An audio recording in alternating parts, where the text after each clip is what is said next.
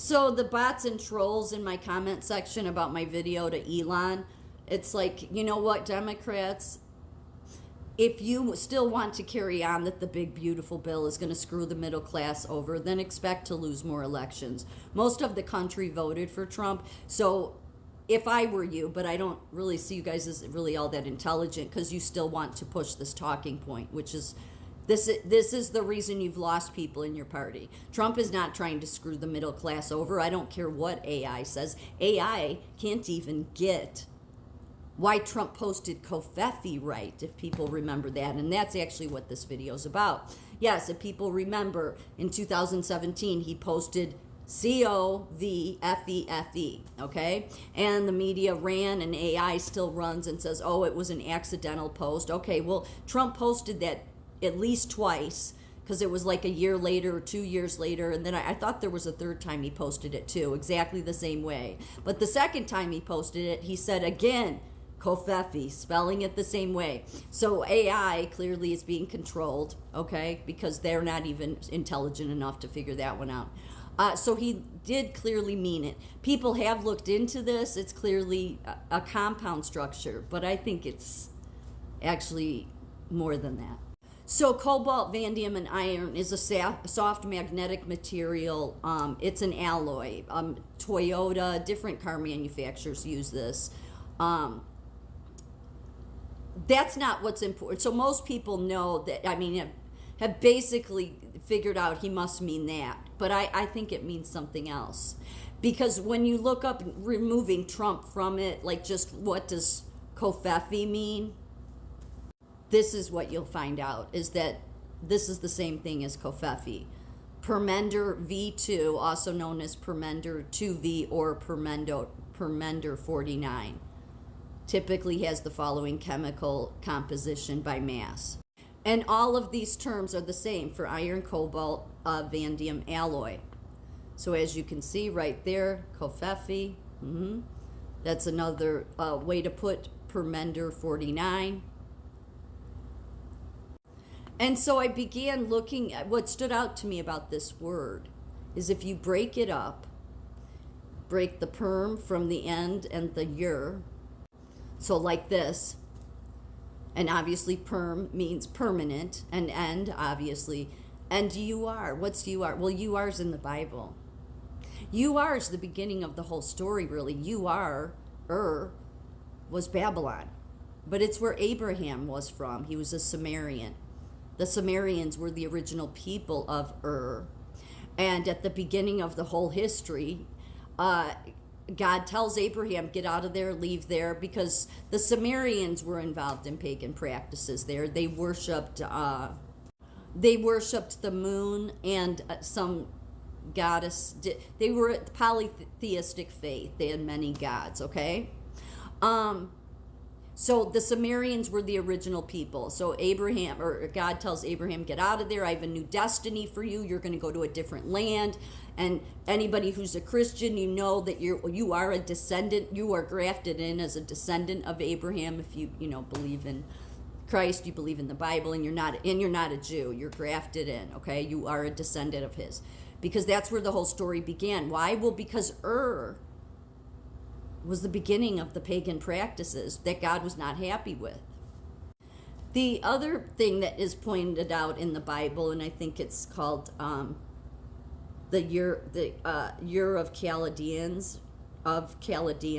So the Chaldeans came later, not that much later, but they ended up coming in and overtaking the area or surrounding area of Ur. And what's interesting about the Chaldeans is that God used the Chaldeans to judge Israel. He wasn't happy with them because they had their main deity was Baal. Baal, no Moloch, just Baal. This was the Chaldeans, so they came later. But there's a term in the Bible. The term is Ur of the Chaldeans. It uses a later name for the area to help readers identify the location. Because the original people there were Sumerians, okay? But God uses the Chaldeans to attack Israel to judge them, but it makes sure that I'm going to lay you to waste afterwards. It's what God does. So the interesting thing about the Chaldeans is, yes, God used them to judge Judah, but he was not happy with the Sumerians or the Chaldeans later, but he did use them to to overtake Israel. That's why I've said for years now, it's really important. It doesn't matter how great your military is or tech is. If your country is turned away from God, you should be worried, because it's all over the Bible. This is what God does. The Chaldeans weren't the first people that God used to judge Israel with, and God was not happy with them, and he left them to waste. Now, the Chaldeans, modern day time, or would be Iraq. Okay?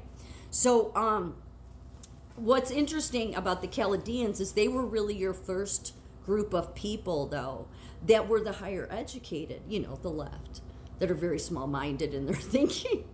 They were higher educated and into the occult practices of magic and wizardry and magician and mathematics and astronomy. Yeah, they came up with a calendar of 13 months. They broke down time into hours, minutes, seconds. Okay, they were mathematicians.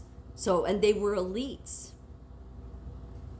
And there is a lot of historic. This is actually a big. I'll show another picture of it. Like stuff they found of the Chaldeans or in the city of Ur. Again, this is where Abraham was from, but God told him to get away from here because the Sumerians were doing pagan practices, then the Chaldeans. I mean, that's why Babylon in the Bible is like, God, I'll lay it to waste. I'll lay it to waste. But before he did, he used it many times to attack Israel because he was judging Israel. And this was I can't tell you a whole lot about this because I was more listening to the video, but this is just some evidence of, that these people existed. And they were clearly, the Chaldeans were very advanced. They had a whole, like it seemed, a relationship with the celestial areas. I wouldn't say the right side, though, definitely not.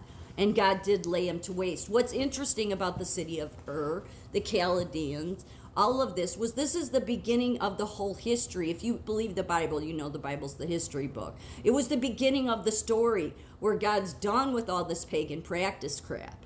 But the Chaldeans most especially, were the people that brought you the mathematics, brought you the higher education, brought you, and they were very advanced. So way beyond what they should have been.